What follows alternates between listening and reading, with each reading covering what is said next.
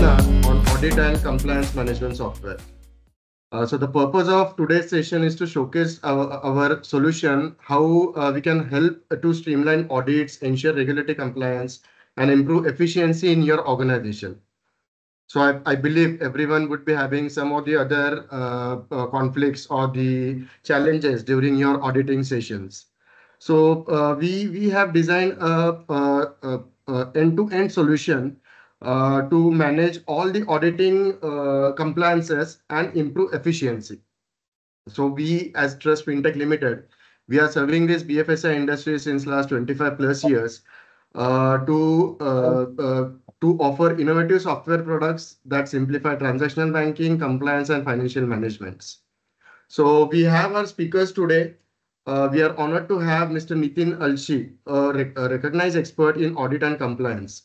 So Mr. Alshi brings 26 years of experience holding credentials as a chartered accountant, cost and management accountant, and a certified M&A expert from IIM Ahmedabad. We have Mr. Nitin Paliwal as the general manager of sales at back here at Trust Fintech Limited. So Mr. Nitin Paliwal would be guiding you throughout today's session. So Mr. Nitin Paliwal, over to you. Thank you Ranjit. हमारे साथ में Nitin Arshi sir हैं। इनका experience audit section में specifically to the banking sector काफी पुराना है, काफी लंबा है। तो ज्यादा समय न लेते हुए मैं डायरेक्टली नितिन सर को हैंड ओवर करता हूं सो दैट जो की पॉइंट्स है ऑडिट एंड कंप्लायंस रिलेटेड वो हमको पहले उनके तरफ से गाइडलाइन मिल जाए एंड देन फिर हम लोग प्रोडक्ट की तरफ चलते हैं। So over to you, Nitin sir. Very good afternoon, everyone, and thanks Trust Fintech for giving me this opportunity. At least what I'm going to cover in the period of say 10 to 15 minutes. So I'll have the overview of whatever we are going to have as a banking software, or it's a audit and compliance software. No, it's a need of hour.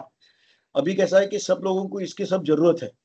तो हम लोग और एक कैसा है कि since हम लोग I have experience of we being a central auditor of State Bank of India, Bank of Maharashtra, Union Bank of India.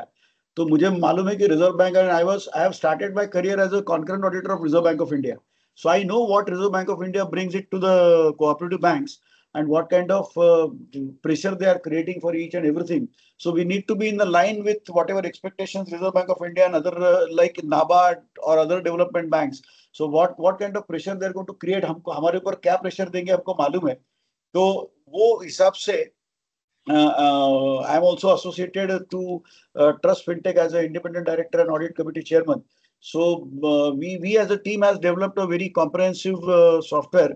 So I'm just going to take you through the some kind of importance of this software and why this is needed. इसका need क्यों है? Then इसका importance क्या है? फिर risk management में ये हम लोग कैसा अपने को use हो सकता है? So that at least so in a period of 10 to 15 minutes, I'll just take you through what is the need of this, importance किस तरह से है. Then when we talk about compliance, the compliance always brings about the two kind of risk. One is the reputation risk and another is the legal risk. So risk is now coming with another aspect is called resilience. So we need to build resilience and we need to build a system कि वो risk अगर anticipate करके हम उनको कैसा ये कर सकते हैं, that we have provided in our software. So it is very useful from that point of view because we ourselves as a consultant to risk for many banks as a risk consultant. तो ये है दूसरा. This software will also help you in anti-fraud activities. So you can prevent the fraud and detect the fraud, or you have that kind of systems inbuilt so that at least whatever exceptions or when we call it as a fraud, that means we are targeting the red flags. तो वो red flag किस तरह से हम लोग track कर सकेंगे. Then anti money laundering आजकल तो इट्स अ बज़वर्ड यानी सब तरफ एंटी मनी लॉन्ड्रिंग का इतना चल रहा है. लाइक कोई किसने अगर सेविंग बैंक या करंट अकाउंट खोल लिया जहां पे उसका खुद के बाजू के ब्रांच में ना खोलते हुए उसने 4 किलोमीटर 5 किलोमीटर दूर जाके खोला है, that is also triggering some fraudulent red flags. So these kind of things which are the exceptions in an audit or exceptions in any system that we need to capture, और वो हम लोगों ने थोड़ा सा इसका इंटीग्रेट करते हुए उसको हमारा सॉफ्टवेयर में हमने इनबिल्ट करने का कोशिश किया है. Then the integrated approach means not only compliance part but the risk part plus audit part and the integration of everything into a monitoring system. So that we have tried. So let us start with one small, not kind of definition, but just what is audit? So audit सबको मालूम है, but what is most important in audit is the part of accuracy, correct? Accuracy and trustworthiness of the financial reporting, right? So important aspect ये है कि accuracy, then compliance with the regulations. Compliance with the regulation, अगर आप एक जैसा international standard, अगर आपने कोई इंटरनल कंट्रोल के इंटरनेशनल स्टैंडर्ड देखे, उसमें financial reporting and legal compliance is one of the basic objective of any internal control system, and that we are trying to bring it into software and through the workflows.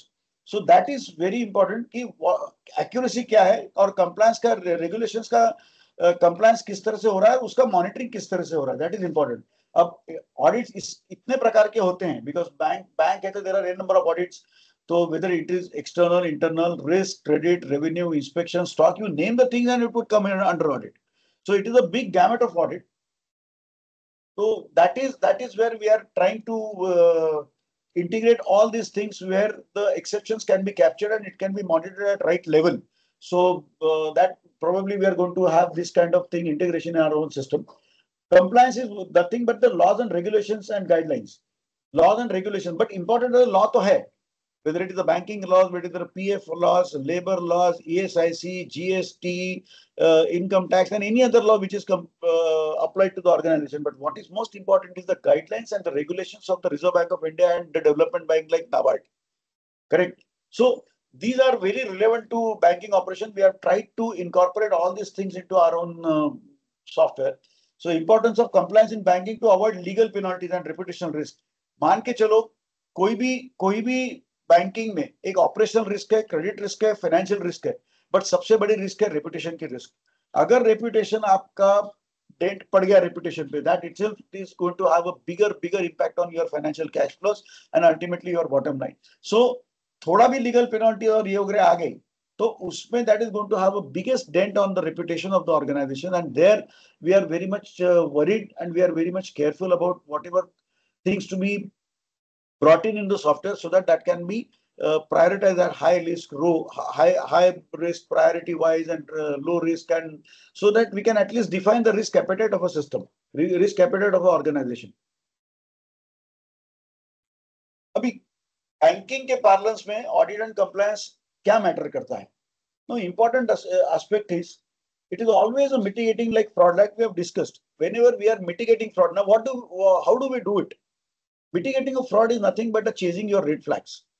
Now we are trying to build in different red flags and different exceptions in the software, so that at least it would be popped up to the right person for taking a right action immediately. So the monitoring activity would be taken care of in right spirit. Another thing is money laundering. We have just discussed about it. Regulatory non-compliance. Next is protecting customer data and trust. Now, customer data, now there is a act of data privacy or data information system act 2000. That also speaks very loudly about the customer data and maintaining the trust. So if you lose trust, then that is going to have another big problem in your reputation. So customer data is protection of customer data is always on a core thinking whenever the software is getting developed. So that we have taken it into consideration. Now, why auditing compliance is required and it is needed? Now, हमारा boss कौन है? हमारा boss है तो RBI. उन्होंने जो भी बोल दिया, because हमने since we were central auditors to State Bank and we have central auditors to Bank of Maharashtra and Union Bank, we understood. एक बार आरबीआई ने बोल दिया था इसका आपको करना है, खत्म का. आप you don't have any chance to even a mid bit here or the move bit here or there, because you will have to be falling in line with whatever RBI is going to promulgate the directives. So RBI directive has already they have been promulgated. So it's a urgent requirement. अब तक उनका कहना था कि इसको 31 अक्टूबर के तक extend किया है. 31 अक्टूबर तक उसको हमको डेडलाइन करके उसको ये अप्लाई करना है, and it's an urgent requirement. And they don't want that you go with your manual system and your Excel का ये and macro लगा के दो. No, that is not going to happen, because again Excel वगैरह आ गया तो again there will be a manual intervention. So RBI is very clear that it should be an enterprise-wide software solution through a workflow.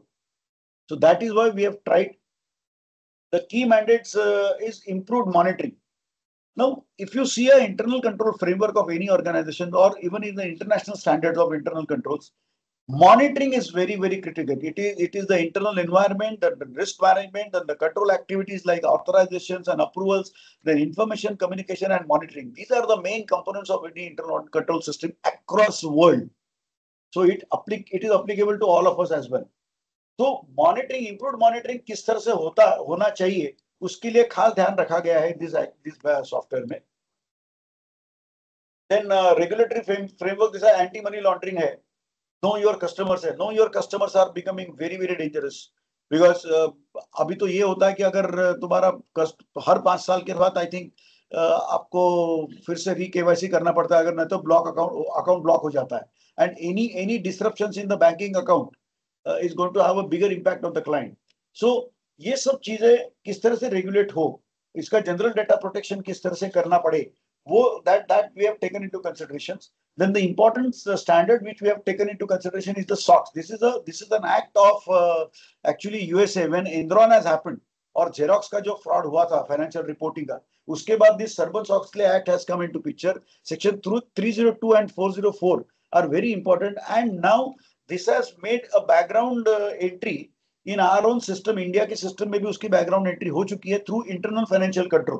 And banking is उसको अलग नहीं है. It is applicable to banker as well. So every auditor जो भी आपका central audit करेगा, उसको आपको ये देना पड़ता है कि whether the financial reporting have been internal financial control का compliant है या नहीं. So that we have tried and built up another security into it. Payment card, industry data, security card, Basel III. Now this accord is now well established accord and everybody is knowing about it. Risk management किस तरह से करना पड़ता है, क्या pillars है risk management के, उसको हमको किस तरह से लेना है, क्या आपकी risk maturity level है, किस तरह से identify करना है, किस तरह से उसको evaluate करना है, evaluate करने के बाद उसको फिर किस तरह से prioritize करना है, उसका impact देखना है, impact देखने के बाद हमको ये देखना है कि किसका कौन सी risk priority पे रहना चाहिए, कौन सी non priority पे रहना चाहिए. These are all things which are going to be important while building up any framework for banking, whether it is a compliance or otherwise. So we have tried to imbibe all these things into our system. Then role of banking in software. Now everybody is aware of that once RBI has directed, we have to be falling in line. So उनका कहना ऐसा है कि वो जो अपना Excel based and macro based है, you have to just do away with it. So they want a workflow based software solutions which would take care of each and everything so that the integrated monitoring can happen across your system, across your banking system. And compliance is ultimately we are targeting the holistic digital system. So everything is going to be manual. We are going to convert it from manual process to automated process, and there would be signals at each point of time like control activity जिस तरह से होता है, monitoring किस तरह से होना है. I have just narrated it down in the next point as well. कि regular review means क्या? Regular review and who should be doing it. So we have built up that system that who should be doing it at what level, that kind of whose responsibility, what kind of accountability you are going to get fixed. So हम लोग उसके पूरा कर देना. Control activities means किसका approval रहेगा, किसका authorization रहेगा, किसको होगा, किसको proper responsibility किस तरह से रहेगा, and closure किस तरह से रहेगा. May it be audit point of view, may it be from compliance point of view, may it be from the system point of view. So your internal environment ultimately कोई भी bank का internal environment एक बार पूरा create होना है. So we have tried to build up that की internal environment of control environment, what we call it as a control environment. Control environment तैयार हो, सब लोगों को सबका responsibility पता चले, और हर compliance में किसका क्या responsibility है. May it be income tax, may it be GST, may it be PF, may it be ESIC, may it be banking regulation, may it be whatever, और RBI guidelines और RBI regulations जो भी आता है उसके लिए एक करके responsibility. So we are targeting that internal environment बराबर ठीक तरह से create हो and update compliance status हो. So that we have tried to imbibe into the system. Now challenges what we are always is faced by any like cooperative banks में तो होते ही हैं, because most of the processes are manual. तो manual processes अगर होते हैं तो कुछ manual processes को automate करना है. तो RBI ने ये बोला कि इसको automate इसलिए करो ताकि आपका monitoring अच्छा रहे. और see RBI don't want कि आप compliance level पे कोई कम हो. they also are not interested in leaving the penalties. They are more interested in having the more regulated entity. बराबर. So that is more important. So they want कि इसको automate बनाओ, और ultimately any manual system is going to consume most of the time. So that is again a non-value-added activity. So this activity, which is having a most important in the organizations, as per RBI guidelines and as per from banking norms as well. So इसको हमको we are trying to transform that in from manual process to automated process. Regulatory pressure तो है ही है, and implementation timeline up to June थी, but now it is very aggressive. Now they have showed that they have fixed up like 31st of October 2024. Correct. So we need to fall in line with whatever kind of implementation timelines they have given it to us. तो ये हमको important है करना. अब इसमें कोई भी इसमें compliance and banking software में what are the best practices across globe is the automation. Automation is definitely going to bring the operational efficiency. Now, before introduction to this topic, one of the colleague has said that operational efficiency is going to see. Operational efficiency is one of the part and parcel and component of internal controls. If the operations are efficient, और हमारे compliance के operations अगर efficient बन गए, that is going to save the ultimate cost to the bank. And वही हमको चाहिए. Any CEO, any CFO, any कोई भी जो भी अध्यक्ष रहेगा, उपाध्यक्ष रहेगा, उसको यही चाहिए कि भाई मेरे को compliance में मेरे को कोई तकलीफ नहीं होना, मुझे एक भी penalty नहीं होना, मुझे एक भी interest नहीं होना. So that is definitely going to improve the operational efficiency, and we are going to try it. We are going to try it through inculcating the same things into a software. Continuous auditing. We also call it as a continuous control monitoring. Now, continuous auditing means it is always continuous control monitoring. So regular checks and ongoing compliances through pop-ups and to different levels, that is going to be managed. Data security we have already discussed. It is one of the part. It is one of the part, and it is also a requirement of Information Systems Act 2000. वो है AML and machine language and AI. So this is the future, leveraging AI and detect anomalies and predict risk. Now how do we do it? Detect anomalies ongoing basis and predict risk. Risk को पहले से ही predict करके उसको तभी के तभी अगर fix कर लिए, that is we call it as a building up resilience. Correct? So resilience is across globe. India में भी आया है. So you need to build up a right risk management and resilient system. So we are trying to help the banks through this. Then ultimately, where are we going to head? So RBI's vision is very clear in BFSI, comprehensive and enterprise compliance software solution. That is why they have come out with a directive. Integration and automation. They want a fully automated workflow-driven system. They don't want that it should be in the bits and pieces. कि एक manual हो रहा और एक हो रहा, nothing. No. Compliance, they have already rolled out their directions, और उन्होंने clear बोला कि भाई हमको इसका नहीं, there is zero tolerance in this. So fully automated workflow driven system हमको करना है. And again, monitoring mechanism means, again I am reiterating the continuous monitoring, continuous control monitoring. That is what is being emphasized by RBI directives, and that is what we are going to have in our own software. Right? We are trying to building up entire software. So this is from my side. Anything, if there are certain things to be asked, we can take it at question answer session. But now I am handing it over to my colleague, Mr. Nitin Bali. Thank you, Nitin sir.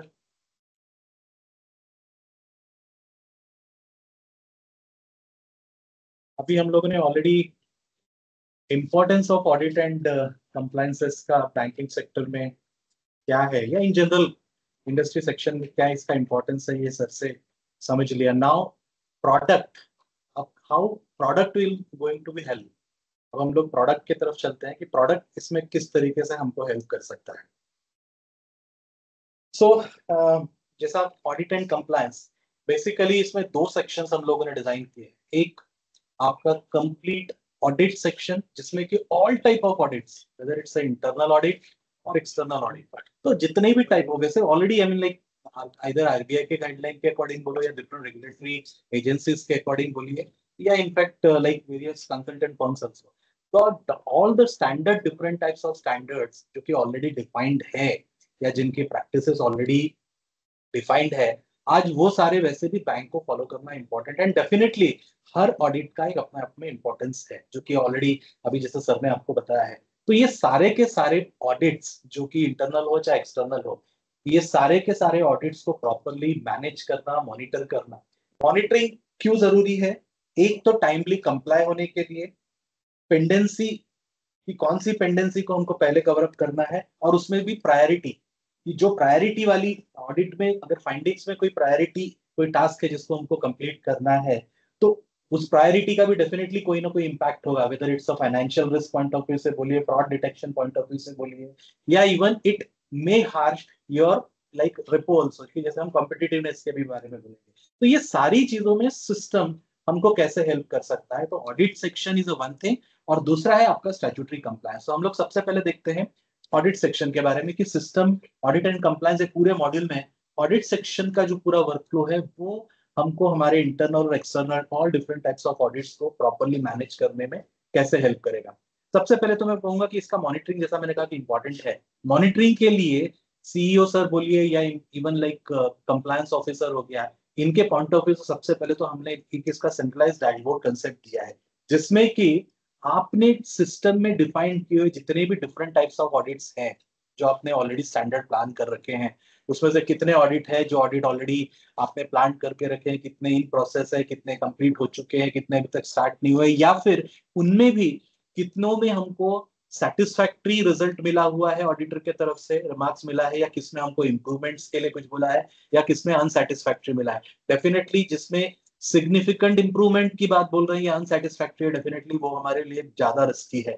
तो ये हमको dashboard के through हमको पूरा centralise यहाँ पे monitor करने को मिल जाता है, जहां पे कि आपकी ऑल जितने ऑडिट्स आपने प्लान करके रखे उनके आप सेंट्रली यहीं से डायरेक्टली उसको मॉनिटर भी कर सकते हैं, यहीं से डायरेक्टली उसके ऊपर में डिफरेंट एक्शंस जो भी परफॉर्म किए वो डायरेक्टली आप यहाँ से रिव्यू कर सकते हैं। साथ ही साथ में जैसे कहा कि उसकी categorization based on the observation, based on the finding, कि whether it's a satisfactory, unsatisfactory, इसका भी रिलेवेंट जो है वो भी आपको डायरेक्ट लिंकेज यहाँ मिल रहा है। तो यहाँ पे link of all the audits you will get जो अनसेटिस्फैक्ट्री है, या फिर अगर आपने अनसेटिस्फैक्ट्री कैटेगरी पे क्लिक किया तो अनसेटिस्फैक्ट्री का लिस्ट मिल जाएगा। आप स्पेसिफिक उसमें भी जिसको प्रायोरिटी पे आपको कंप्लीट करना है या मॉनिटर कवर अप करना है, वो आप प्रायोरिटी बेसिस पर आप यहाँ पे डिफाइन कर सकते हो। तो सेंट्रल डैशबोर्ड सबसे पहले एक कंप्लीट पूरे ऑर्गेनाइजेशन में all the types of audits, उनकी करंट पोजीशंस और उसमें रिक्वायर्ड इंप्रूवमेंट्स, ये सबका आपको सेंट्रलाइज पूरा समरी दे देता है। Now how system will work, अब ये ऑर्गेनाइजेशन में इंटरनल वर्क कैसे करेगा?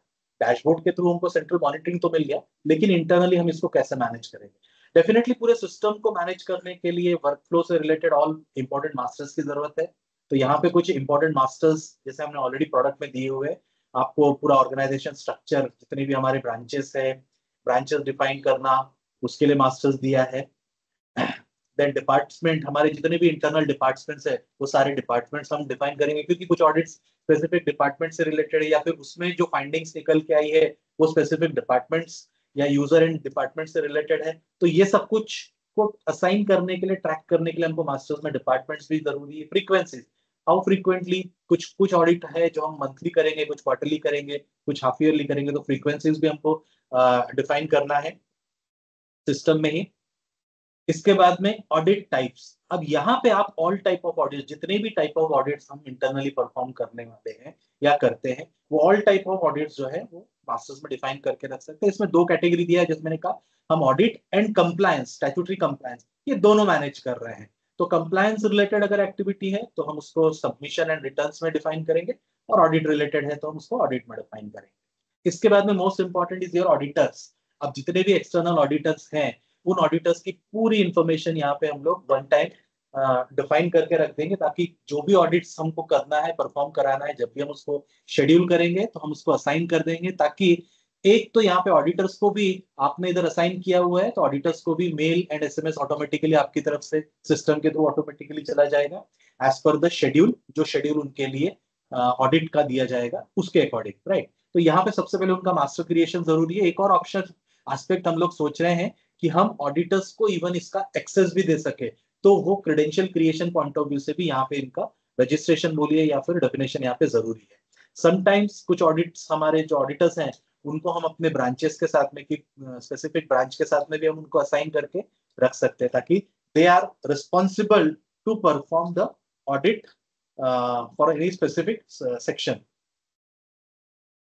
तो ये मेन इंपॉर्टेंट मास्टर्स जो है वो आपको प्रोडक्ट एक तरीके से कॉन्फ़िगर करने में सबसे पहले हेल्प करते हैं। Now how system will work, अब सिस्टम कैसे काम करेगा। सो सबसे पहले तो आपको all the different types of audit जो हम परफॉर्म कर रहे हैं वो ऑडिट का टाइटल और उस ऑडिट में क्या स्कोप रहने वाला है, ब्रॉडली हम कौन कौन सी मेन फोकस एक्टिविटी इस ऑडिट के अंडर में हमको करना है, right. So title of the audit, it's scope, whether it's the internal और द एक्सटर्नल, ये कैटेगराइजेशन हम कर सकते हैं।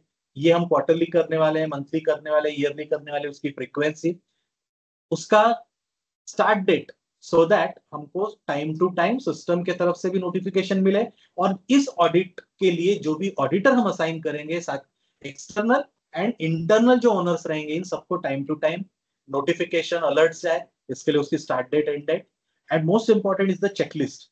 यहाँ पर आप जो चेकलिस्ट है वो भी अटैच करके रखेंगे स्टैंडर्ड ऑडिट के साथ में, राइट। इसके बाद में ऑडिटर्स को असाइन करना, आपने ऑडिट डिफाइन कर दिया, तो उसके साथ में एक्सटर्नल ऑडिट जो इसमें इन्वॉल्व रहेगा, हम उस ऑडिट के साथ में उसका एक्सटर्नल ऑडिट यहाँ पे असाइन कर देंगे, सो दैट ये जो पर्टिकुलर ऑडिट है उसमें जो शेड्यूल डेट दी है ऑडिटर को इन्फॉर्मेशन भी चली जाएगी, right. And then internal, external तो ठीक है, लाइक इंटरनल हमारी ब्रांच से या हमारे मतलब हमारे इंटरनल ऑफिस में इस ऑडिट का कौन रिप्रेजेंटेटिव बोलिए या रिस्पॉन्सिबल रहेगा, ओनर वो, प्लस कौन कंप्लायंस ऑफिसर रहेगा, सो दैट इंटरनली हमारा भी एक चेकर मेकर कंसेप्ट है कि एक हमारी तरफ से ब्रांच में की तरफ से भी एक ऑडिटर है जो इंटरनली इन्वॉल्व है एज रिप्रेजेंटेटिव, और उसके ऊपर में एक हमारे कंप्लायंस ऑफिसर भी है, तो दोनों को ही यहाँ पे असाइन करने का भी प्रोसेस हम लोग दे रहे हैं। तो हमारी बेसिक शेड्यूलिंग, ऑडिट डेफिनेशन, उसकी शेड्यूलिंग, असाइनिंग ऑडिटर और इंटरनल उसकी ओनरशिप, ये सब हमने एक बार डिफाइन कर दी कि now actual as per the date जब हमारे ऑडिट वन बाय वन, जैसे जितने भी हमारे असाइंड और प्लान्ड ऑडिट्स है वो जैसे ही हम रिलीज कर देंगे टू स्टार्ट, यहाँ पे हमको वो सारे ऑडिट्स मिलेंगे ताकि हम ये असाइंड जितने ऑडिट्स हैं इनकी टाइम टू टाइम टाइमली जो है वो उसकी फाइंडिंग्स, उससे रिलेटेड रिपोर्ट्स, उससे रिलेटेड ऑडिटर्स के रिमार्क्स, इंटरनल जो भी ऑब्जर्वेशंस है ये सिस्टम में टाइम टू टाइम दे सके, और जो कंप्लायंस इंटरनल एक्टिविटीज में भी अगर ड्यू कंप्लायंस कुछ आते हैं जो इंटरनली परफॉर्म करने हैं तो ये सारे हम मार्क कर सके, उसकी डेट डिसाइड कर सके, ताकि जो एक ऑडिट के अंडर में भी जितने इंटरनल हमारे ड्यू डेट्स है वो भी टाइम टू टाइम फॉलो होना चाहिए, वो भी कंप्लायंट टाइम टू टाइम होना चाहिए, राइट। तो यहाँ पे जैसे ऑलरेडी हमने असाइन करने के बेसिस पे हमने now the audit is already start, उसकी फ्रीक्वेंसी के अकॉर्डिंग जो स्कोप है वो सारा का सारा हमको यहाँ दिख रहा है। अब ऑडिटर अपना रिमार्क्स खुद अपना डाल सकते हैं, ऑडिटर्स को ऑडिटर्स के रिमार्क्स डालने की प्रोविजन है।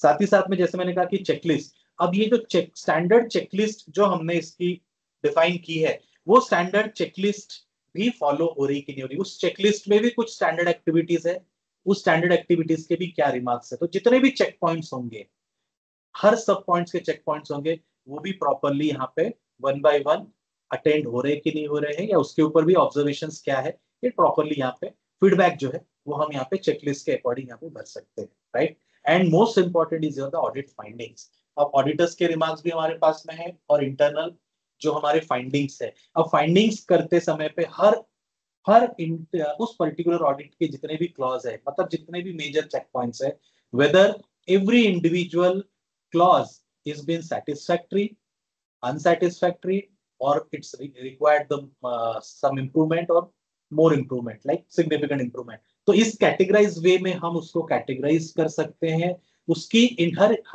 इस क्लॉज की हमारी कंप्लायंस ड्यू डेट क्या रहेगी, और हर एक कंप्लायंस का स्टेटस बाय डिफॉल्ट जब भी ऑडिटर्स के तरफ से ये जितने भी जो फाइंडिंग्स है, ये फाइंडिंग्स जब रिलीज हो रहे हैं तो ये बाय डिफॉल्ट तो नॉन कंप्लाइड रहेंगे, और जो भी यहाँ पे असाइंड होगा कि एक्शन टेकन बाय, सो यहाँ पे जिसको इसके ऊपर में एक्शन लेना है, जिसको इसके ऊपर कंप्लीशन करना है, उनके तरफ से जब तक उसके ऊपर में कंप्लीशन नहीं आएगा तब तक हमारा कंप्लीट ऑडिट जो है वो पूरी तरीके से कंप्लीट नहीं होगा। So final audit is whether it is a completed और नॉन कंप्लीटेड, वो एक स्टेटस के अलावा इंटरनली उसके जितने हमारे क्लॉज पॉइंट्स है वो हर क्लॉज की अपनी ड्यू डेट्स होगी और हर क्लॉज का अपना कंप्लायंस जो है वो स्टेटस भी रहेगा एंड उसके लिए रिस्पॉन्सिबल हो सकता है इंटरनल जो हमने असाइन किया वो भी रह सकता है या एनी अदर डिपार्टमेंट यूजर भी हो सकता है. So that we can assign one by one and one by one we can do the compliance also.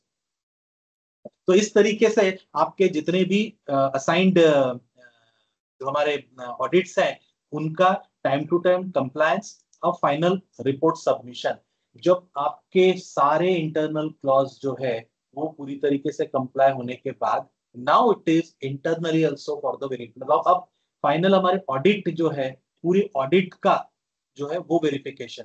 So whether it is been I mean like approved और non approved और declined क्या हो रहा है ये स्टेटस भी जिसके भी पास में आप कंप्लायंस नॉर्मली ये कंप्लायंस ऑफिसर के हाथ में रहेगा. So compliance officer can do this checking also and जैसे ही ओके होता है कि yes this is properly complied तो हम उसका रिपोर्ट सबमिशन या फाइनल कंप्लायंस सबमिशन जो है रिपोर्ट सबमिशन ये एस्पेक्ट में हम लोग जाएंगे. तो वर्कफ्लो में हमने असाइन किया, सबसे पहले ऑडिट डिफाइन किया, शेड्यूल किया, असाइन किया ऑडिटर को, इंटरनल यूजर को एंड देन उसके कंप्लायंस पॉइंट्स को एड्रेस किया एंड देन फाइनल अप्रूवल के बाद में रिपोर्ट सबमिशन जो है वो रिपोर्ट सबमिशन भी यहाँ पे हम लोग ले रहे हैं. सो दिस कंप्लीट वर्कफ्लो अगर हम फॉलो करते हैं तो हमने जो डैशबोर्ड सेक्शन मिला that dashboard section itself a centralized reporting for the compliance officer as well as even the CEO or like senior manager also from the financial institution side. Right, तो ये dashboard में automatically reporting भी आपकी जो है वो time to time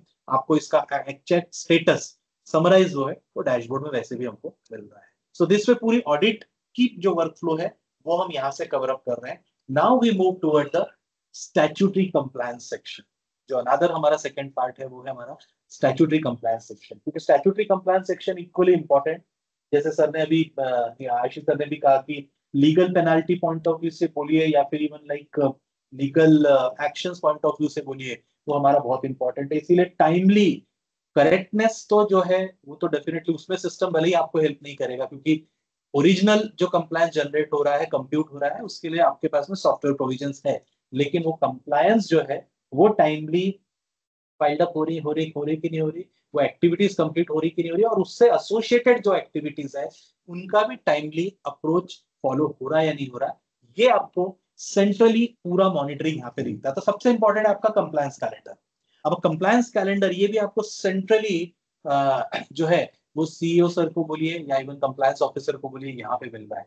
अब आप इसको ब्रॉडली पूरे साल भर में मुझे कितने कंप्लायंस करना है, कौन कौन सी डेट पे करना है, वो सारा आपके ईयरली कैलेंडर पे भी आ सकता है, मंथली कैलेंडर मंथली इस पे भी आ सकता है. और जब आप मंथली इस पे जाते हैं तो इसमें यहाँ पे इवन डेट वाइज आपको ये भी पता चल जाएगा, even different different colour codes कि आपके आरबीआई रिलेटेड कितने हैं, एफआईयू रिलेटेड कितने हैं या इवन लाइक टीडीएस रिलेटेड कितने हैं, जीएसटी रिलेटेड कितने हैं. हर कैटेगरी जो जितने भी हमारे रेगुलेटरी बॉडीज है जिनको हमारे को कंप्लायंस करना है उन सबका मंथली इस पे हमको हर डेट वाइज जिसकी जो ड्यू डेट है अकॉर्डिंग टू दैट हमको इसको मंथली बेसिस पर भी सिस्टम देता है. और बहुत और माइक्रो जाना है तो हम उसको इवन लाइक वीकली बेसिस पे ना डे टू डे बेसिस पर भी एक वीक में मान लीजिए 2-3 कंप्लायंस है या विद इन अ डे हमारे पास में 2-3 कंप्लायंस है तो हम उसको even weekly day to day basis पर भी यहाँ पे जो है वो मॉनिटर कर सकते हैं. तो basically this compliance calendar is built up again जैसा हमने ऑडिट में सेंट्रल डैशबोर्ड देखा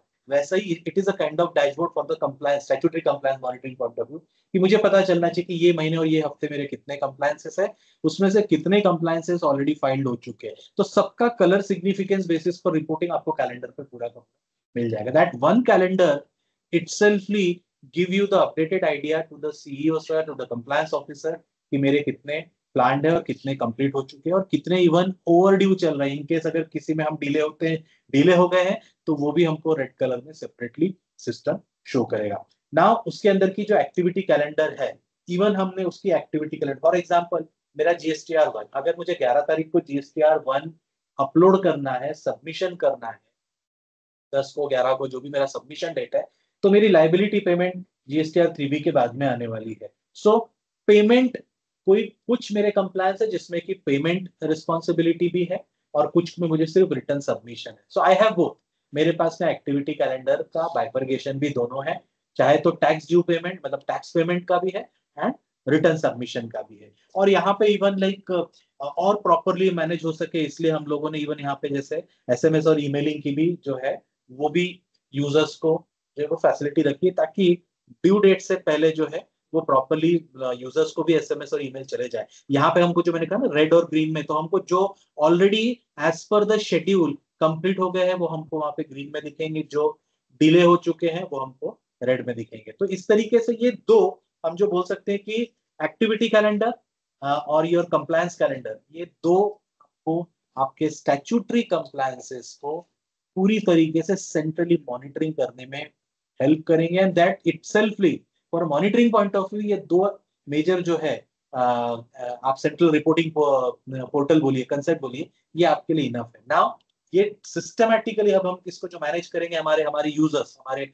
अकाउंट सेक्शन से, टैक्स सेक्शन से, कंप्लायंस सेक्शन से जो यूजर अब इसमें इन्वॉल्व है वो इसको कैसे मैनेज करेंगे। तो सबसे पहले अगेन जैसे हमने कॉमन मास्टर्स जो ऑडिट में डिफाइन किए थे वो तो कॉमनली इसमें यूज होंगे, लेकिन अभी हम स्पेसिफिक टू स्टैट्यूटरी कंप्लायंस की बात कर रहे हैं। तो स्टैट्यूटरी कंप्लायंस डिफाइन करते समय हमारे जितने भी स्टैट्यूटरी कंप्लायंस है, whether it is related to NABARD हो, आपके आरबीआई रिलेटेड हो, एफआईयू इंडिया रिलेटेड हो, आईटी हो, टीडीएस हो, ईएसआईसी, पीएफ, पीटी, जितने भी हमारे वो सबके हमारा सबमिशन कैलेंडर और उनका सबका टैक्स पेमेंट, तो दोनों की ही फ्रीक्वेंसी है वो वन टाइम आप यहाँ पे दोनों को ही डिफाइन करके रख सकते हैं। हमें डिफाइन दोनों को ही करना है ताकि हमको दोनों की कंप्लायंस कैलेंडर और एक्टिविटी कैलेंडर में प्रॉपरली जो है वो रिपोर्टिंग भी मिले, राइट। तो सबसे पहले हमको यहाँ पे हमारे सारे कंप्लायंस डिफाइन करना है। अब यहाँ पर हमको हमारे जो असाइंड किस हमारे आई मीन कौन से लाइक एक तो हमारे एंड से यूजर या डिपार्टमेंट इन्वॉल्व है वो एक बार असाइन कर देना है। और असाइन करने के बाद में इंपॉर्टेंट इज जब हम इस असाइन हो जाने के बाद में जब ये एक्चुअल कंप्लायंस इन ऑपरेशनल होंगे तब यहाँ पे प्रोविजन है एक, अगर सबमिशन रिलेटेड है तो आप यहीं पे जो सबमिशन रिटर्न या जो रिपोर्ट आपको सबमिट करना है, अपलोड करना है, इससे वो रिटर्न प्रिपरेशन हो चुका, प्रिपेयर हो चुका, तो हम उसको भी अपलोड यहाँ पे करने का प्रोविजन दे रहे हैं। जैसे ये ऑब्वियसली जीएसटी कंप्यूटेशन का होगा तो जीएसटी कंप्यूटेशन सिस्टम जो भी आपके पास होगी या जहां भी आप प्रिपेयर करते होंगे वहां से आपको जीएसटीआर1 प्रिपेयर होके मिल गया, आपने यहाँ पे इसको अटैच कर दिया है एंड एज पर डेट आपका अटैचमेंट हो गया है। अब इसकी जो सबमिशन डेट है, ड्यू सबमिशन डेट है, उस पर ये अपलोड हुआ नहीं हुआ उसका स्टेटस मार्किंग भी आएगा। लेकिन सबसे पहले मैं यहाँ पे जो रिपोर्ट है, जो सबमिशन मुझे करना है राइट एज पर शेड्यूल, उसमें जाके इसका सबमिशन रिपोर्ट भी मैं यहाँ पे अटैच करके रख रहा हूं। देन वेरिफिकेशन एंड ऑथराइजेशन, अब ये भी लाइक चेकर मेकर पॉलिसी ये भी हमको अडॉप्ट करनी है।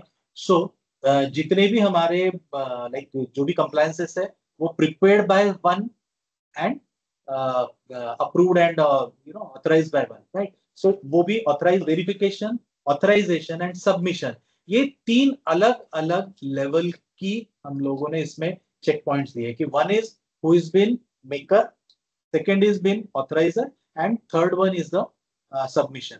सो जिसका जैसा राइट रहेगा उसको यहाँ पे जो है वो उस फ्लो में सबसे पहले जब आपकी जो सबमिशन है, जो कंप्लायंस है, वो जैसे ही प्रिपेयर होके अटैच होके आगे प्रोसीड होगी तो ऑथराइजेशन के लिए जाएगी, जैसे ऑथराइज होगी ऑटोमेटिकली सबमिशन वाले यूजर के पास में चला जाएगा। So this way this single screen will guide the authorisation as well as your submission also. और जब मैं सबमिशन के लिए जा रहा हूँ, सो सबमिशन अगर आपका जैसे मैं पेमेंट रिलेटेड अभी यहाँ पे ले रहा हूँ, सबमिशन अगर अपलोडिंग रिलेटेड रहता था तब आपको डायरेक्टली जितने रेगुलेटरी बॉडीज या जो एजेंसीज में हमारा डायरेक्ट डिजिटल इंटीग्रेशन पॉसिबल होगा वहां पे हम लोगों ने इवन डायरेक्ट इंटीग्रेशन की भी, otherwise direct URL, so that आप सीधे सीधे पोर्टल पे यहीं से लॉगिन हो जाइए और उस रिपोर्ट्स को अपलोड कर दीजिए। और अगर पेमेंट है तो पेमेंट में भी सेम प्रोसेस हम लोगों ने यहाँ पे फॉलो की है। तो यहाँ पे आप उसका यूआरएल जो है डायरेक्टली यहाँ पे क्लिक करके आपका जो भी लाइबिलिटी है वो पेमेंट प्रोसेस आगे आप कर सकते हो। एंड प्रोसेस करने के बाद में अब जो चालान है वो चालान जनरेटेड चालान भी आप जो है वो यहाँ पे सिस्टम में अटैच करके रख सकते हो, साथ ही साथ में उसका स्टेटस कि yes this return submission is been done और payment I mean that activity is been done और नॉट, ये जैसे ही आप इसको मार्क करेंगे it is been done, so automatically ये एक्टिविटी आपकी कंप्लीट हो जाएगी। So due as per the due आपको सिस्टम अलर्ट्स दे रहा है, एज पर द अलर्ट्स या एज पर द ड्यू आप उसके ऊपर में एक्ट कर रहे हैं, आप उसके प्रिपरेशन कर रहे हैं, वेरिफिकेशन कर रहे हैं, and then finally uploading and submission कर रहे हैं. सो एवरी चेक पॉइंट्स के लिए जो रिस्पॉन्सिबल यूजर है उसकी रिस्पॉन्सिबिलिटी डिफाइंड है, उसके टाइम फ्रेम डिफाइंड है, एंड उसकी एक्टिविटीज भी डिफाइंड है, दैट उसको सिर्फ अपने अपने एक्शंस जो है, रिस्पेक्टिव एक्शंस जो है वो कंप्लीट करना है, so that the submission process, this entire statutory compliance जो सेक्शन है, पोर्शन है, that is been properly get address. So in this way we manage both your compliance as well as the audit. So ये दोनों ही sections का total workflow जैसे properly हम लोगों ने फॉलो किया, so we get the timely alerts, timely notification and perfect monitoring by the system. So I hope ये आपको दोनों ही प्रोडक्ट्स मतलब प्रोडक्ट एक ही है, इसके दोनों मेजर इंपॉर्टेंट मॉड्यूल है, उसका पूरा का पूरा वर्कफ्लो हम लोगों ने कैसे कवर अप किया